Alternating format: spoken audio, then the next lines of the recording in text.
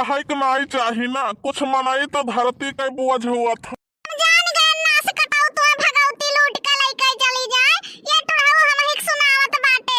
मैंने सभे गावत है इतना बढ़िया राग से ती और तोहरे मुहा में दही जमावा है कहो पुरबहा।